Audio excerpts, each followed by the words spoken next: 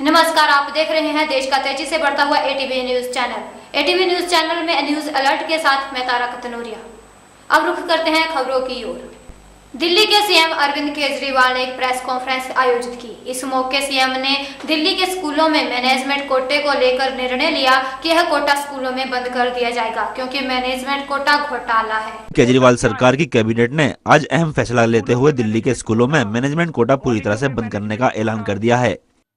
दिल्ली के सीएम अरविंद केजरीवाल ने press conference करके बताया कि मैनेजमेंट कोटा एक तरह का घपला है, जिसके आधार पर स्कूल अपनी मनमानी करते थे और आम लोगों के बच्चों को दाखिला नहीं मिल पा रहा था। इसलिए मैनेजमेंट कोटा पूरी तरह से खत्म कर दिया गया है। तो उसको दे दो, एसएचओ के बच्चे को दे दो, पुलिस कमिश्नर की सिफारिश आए तो उसको दे दो, इनकम टैक्स वालों की सिफारिश आए तो उसको दे दो, और या सीटें बिकती हैं।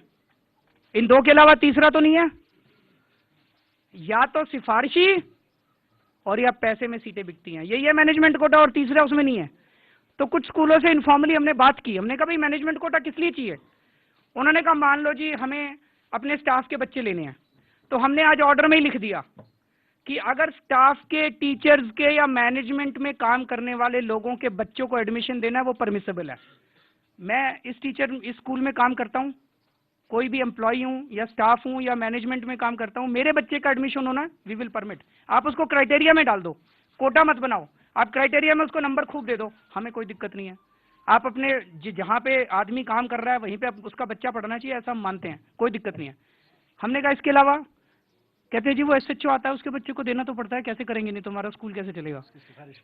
कहते हैं आपके यहाँ से, मैंने कहा दिल्ली सरकार से कोई सिफारिश नहीं जाएगी। मैं कहा कोई सिफारिश जाए मेरे को बता देना। तो ये मैनेजमेंट कोटा सबसे बड़ा स्कैंडल है एजुकेशन का। हमारे देश में शिक्षा प्रणाली का सबसे बड़ा स्कैम पूरे देश के अंदर ये मैनेजमेंट कोटा है, जिसको आज दिल्ली सरकार खारिज कर रही है। मेरठ कैंट स्थित बालाजी मंदिर में सत समागम का आयोजन किया गया, जिसमें साक्षी महाराज ने बतौर मुख्य अतिथि शिरकत की और राम मंदिर को लेकर कहा कि वह 2019 तक बन जाएगा।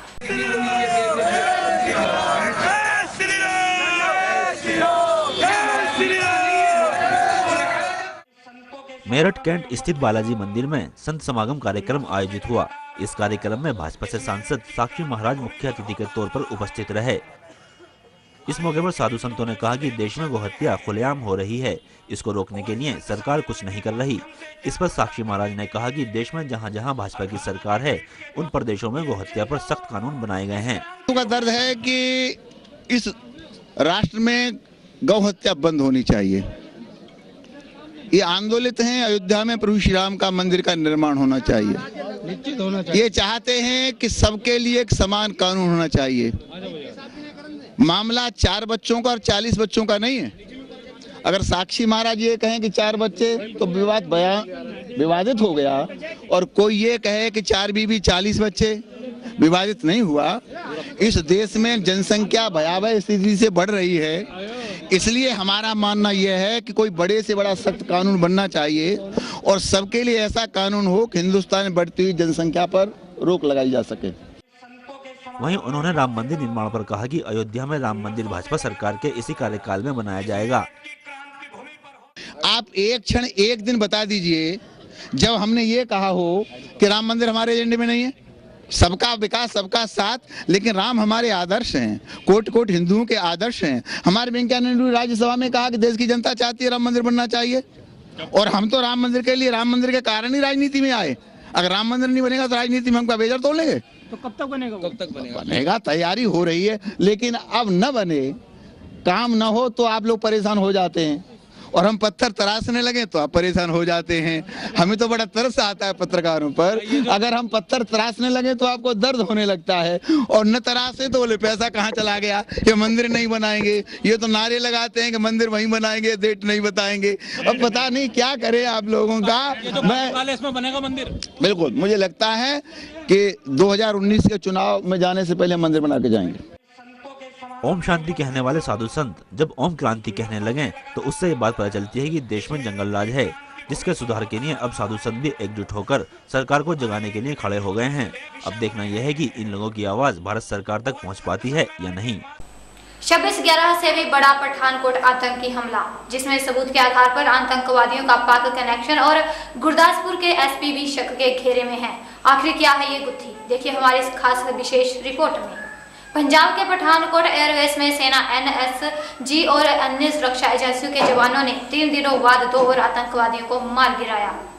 हम उधर शाम को मत्था टेकने गए और जब मत्था टेकते वापस आए, हमें कोने मोड़ के पास हमें गाड़ी रुकी और गाड़ी रोकने में 4-5 आदमी जो एकदम ही मेरी गाड़ी पे आ गए। जब उन्होंने गाड़ी रोकी एकदम ही एकदम मुझे पता चल गया कि ये टेररिस्ट हैं, जिन्होंने जैकेट पहनी हुई थी मिलिट्री की और शार्ट थी उनके पास, वो काफी लेस थे। वो इसके पास मुझे बैग नहीं है, वो काफी लेस थे। वो हमें नीचे दबा दिया बस। उन्होंने कहा आपको कहीं बोलोगे तो आपको गोली लगा देंगे। हम कुछ नहीं बोले, बस हमसे कहा अगर बात आपने जब कुछ बोला किसी को जहाँ कोई ऐसे आपको गोली लगा देंगे।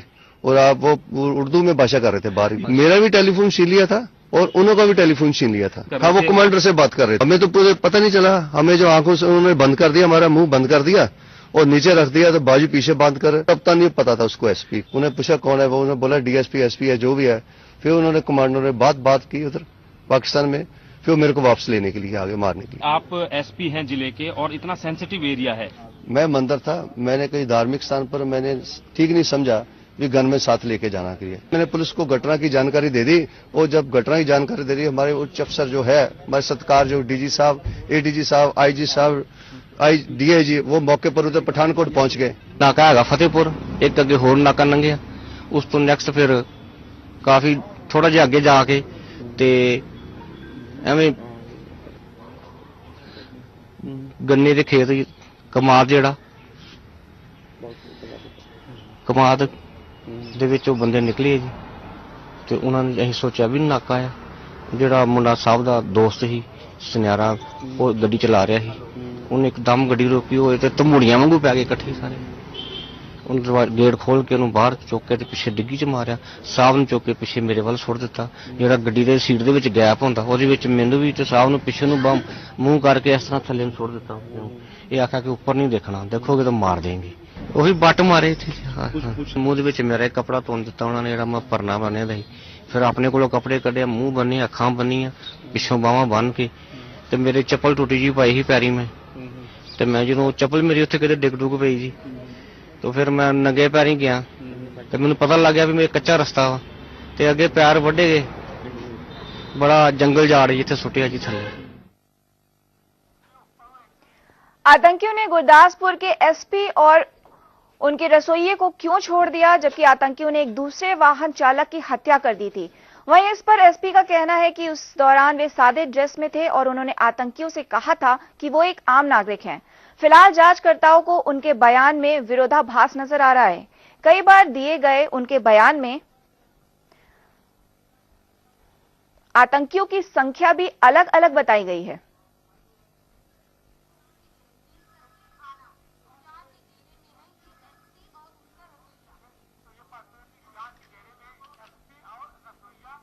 तो जांच के घेरे में है एसपी और उनका रसोइया। वही दूसरी ओर पठानकोट में आतंकी हमले के बारे में एक बड़ा खुलासा भी हुआ है। पता चला है कि हमले के बारे में पाकिस्तान सेना प्रमुख को पहले ही हमले की जानकारी थी।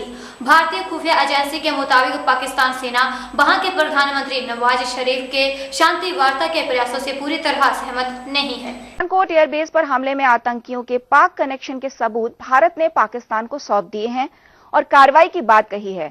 भारत के राष्ट्रीय सुरक्षा सलाहकार अजीत डोभाल ने अपने पाकिस्तान के समकक्षीय नसीर खान जंजुआ को सबूत देते हुए कड़ी कार्रवाई करने को कहा। वहीं पाक विदेश मंत्रालय को बताया कि भारत द्वारा उपलब्ध कराए गए सुरागों पर काम हो रहा है।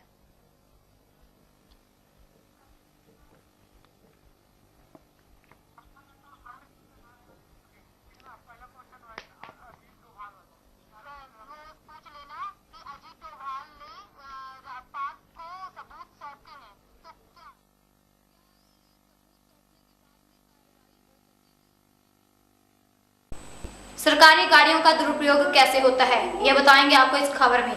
जिस तरीके से अधिकारी हो या मंत्री, उनको गाड़ियां आवंटित की ही जाती हैं। सरकारी बाबू और उनका स्टाफ इन गाड़ियों का दुरुपयोग करता है। इन गाड़ियों पर खर्च होने वाले सारे ईंधन का खर्चा सरकार के खाते में आता है।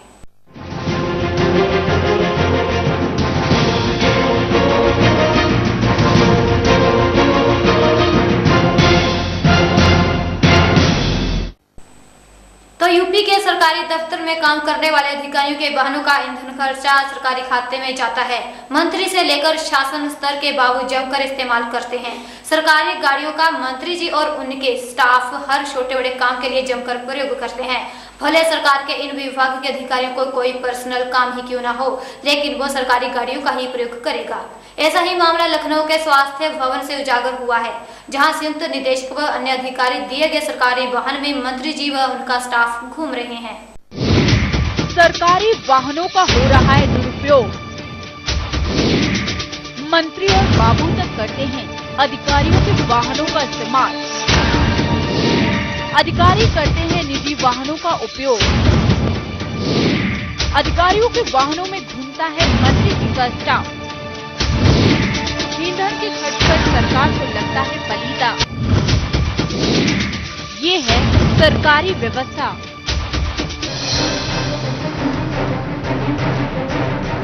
लखनऊ के स्वास्थ्य भवन में तैनात अधिकारियों को सरकारी काम के लिए विभाग की तरफ से गाड़ियां दी गई हैं, लेकिन इन गाड़ियों का उपयोग मंत्री जी या उनके विभाग के बाबू करते हैं। अधिकारियों को जिस भी सरकारी काम से बाहर जाना होता है तो वो निजी वाहन का उपयोग करते हैं या पैदल ही उन कामों को निपटाते हैं।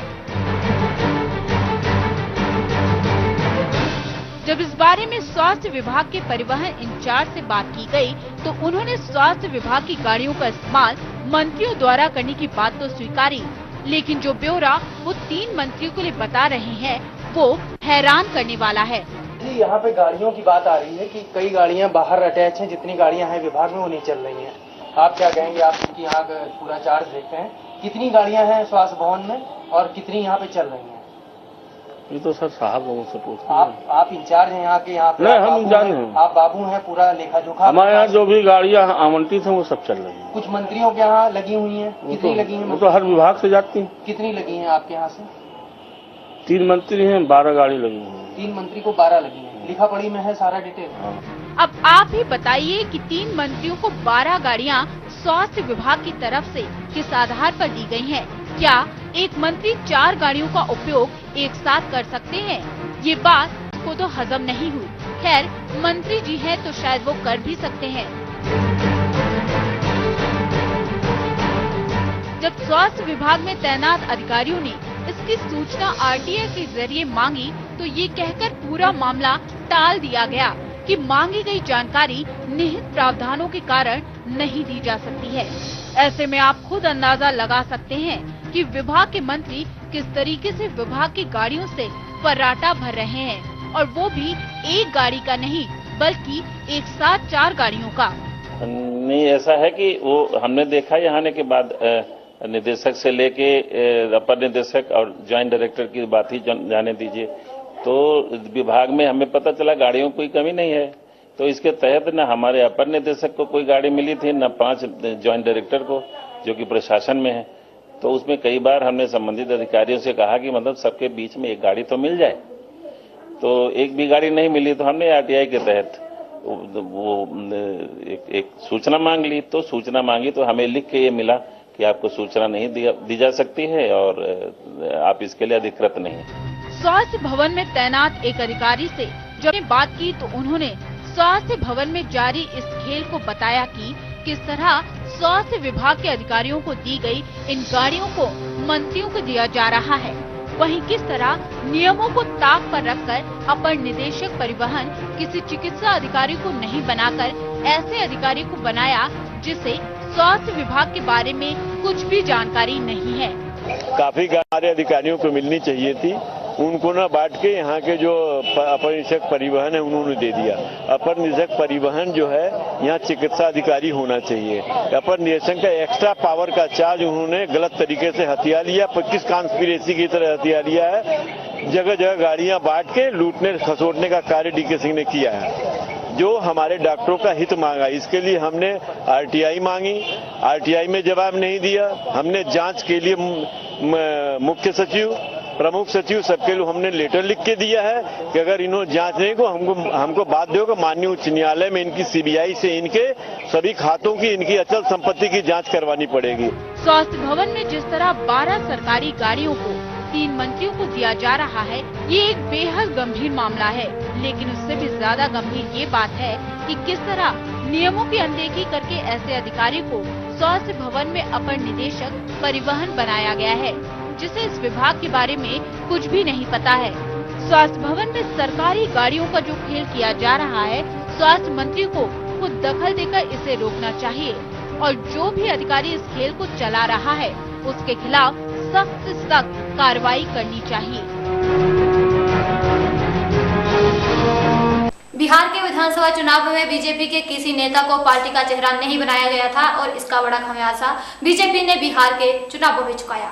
अब 2017 में उत्तर प्रदेश के विधानसभा चुनाव में जमकर कदम रखना चाहती है बीजेपी और इसके लिए पुराने चेहरों में कल्याण सिंह का भी नाम आता है, जिसे बीजेपी 2017 की कमान सौंप सकती है। कल्याण सिंह जी ने कहा था कि राम के लिए जिंदगी भर भी मुझे जेल में रहना पड़ेगा, मैं रह सकता हूं। कल्याण सिंह ने कहा था मेरी एक सरकार नहीं, अगर राम के चरणों में ऐसी 100 सरकारें भी निछावर होंगी तो कल्याण सिंह को प्रसन्नता हुई, कोई दुख नहीं होगा। ऐसी कोई बात नहीं। तो यूपी का होगा कल्याण सिंह के नाम से। जब कल्याण सिंह का नाम आता है तो उत्तर प्रदेश में एक अलग सी राजनीति देखने को मिलती है, क्योंकि कल्याण सिंह एक ऐसे शख्स हैं जिन्होंने बीजेपी की नैया पार लगाई थी। वे 2 बार मुख्यमंत्री भी रहे। लखनऊ में उनका जन्मदिन मनाया गया, तमाम बीजेपी के नेता उन्हें बधाई देने पहुंचे और उसके बाद ये सुगाहट तेज हो गई कि क्या वाकई में विधानसभा 2017 में जो चुनाव होना है, क्या चेहरे के रूप में बीजेपी इस्तेमाल कर सकती है कल्याण सिंह को? देखिए हमारी इस विशेष रिपोर्ट में। यूपी बीजेपी में मचा है घमासान, चेहरे की तलाश में बीजेपी। बिहार चुनाव हारने के बाद बीजेपी फूंक फूंक कर रख रही है कदम। मोदी का नहीं चल रहा है जादू। यूपी में कल्याण के सहारे बीजेपी। क्या कल्याण लगाएंगे बीजेपी की नैया पार? क्या यूपी में चलेगा कल्याण का जादू? बीजेपी का चेहरा बनेंगे कल्याण।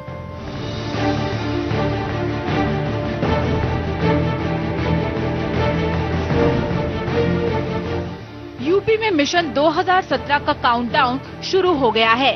सभी सियासी दल रणनीति बनाने में जुट गए हैं। फिर चाहे वो बीजेपी, कांग्रेस, बीएसपी और सपा क्यों न हो, सभी दलों ने तकरीबन कमर कसनी शुरू कर दी है। न्यूज अलर्ट में बस इतना ही। बने रहिए एटीवी न्यूज चैनल के साथ। नमस्कार।